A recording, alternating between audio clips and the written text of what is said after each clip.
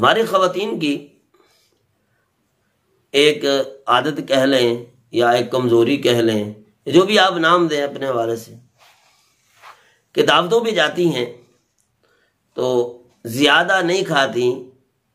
कि कहीं कोई हमें यूं ना समझ ले कि ये भूखी हैं,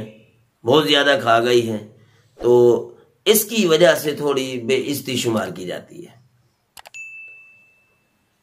जिस शादी में, जिस प्रोग्राम में नाक गिरने का ये मसला होता है, बेइज्जती का ये मसला होता है, तो ये भी उनके ज़हन में हो। और साथ ही वो ख़वातीन जो अपने बेटों की शादी करते वक्त अपनी बहू से या अपने बेटे के ससुराल से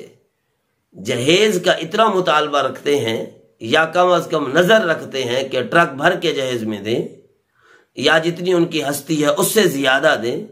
तो वहाँ पर पता नहीं ये नाक वाला मामला कहाँ चला जाता है, वहाँ पर बेइज्जती वाला मामला कहाँ चला जाता है।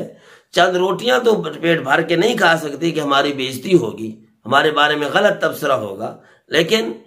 दुल्हन से, बहू से जो कल को आपके घर में आएगी उससे इतना ज्यादा सामान का मुतालबा करना, यहाँ पर पता नहीं कहाँ वो बेइज्जती नहीं शुमार होती, वहां गैरत का मसला कहाँ चला जाता है। जबकि अगर इसको इस अंदाज में देखें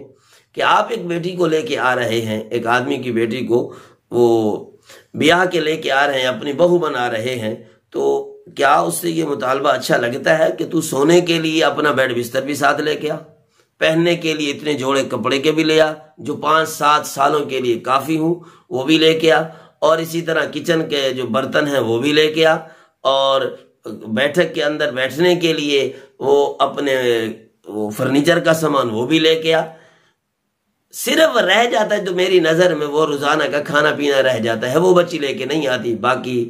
कपड़े, किचन का सामान, किचन के बर्तन, बैठक के लिए फर्नीचर और इसी तरीके से सोने के लिए बिस्तर और बेड, ये सारा कुछ वो लेकर आती है। आम तौर पर ये रूटीन चल पड़ी है, गरीब से गरीब भी होगा ये चीज़ें वो देता है, कोई मुतालबा करे या ना करे। लेकिन वो लोग जिनकी नाक जो है छोटी सी चीज़ की वजह से गिरने लग जाती है, तो इधर से मुतालबा करते हुए उनकी बेइज्जती भी कहीं ख़त्म नहीं होती, बेइज्जती भी नहीं होती उनकी, और गैरत भी नहीं होती। फिर ख़ास तौर पर जब वो बच्ची गरीब की बच्ची हो, उनसे भी जबरदस्ती ये मुतालबा खुद कर लेते हैं, भाई कितना सामान दोगे अपनी बेटी को, या कराया जाता है वास्ता दर वास्ता।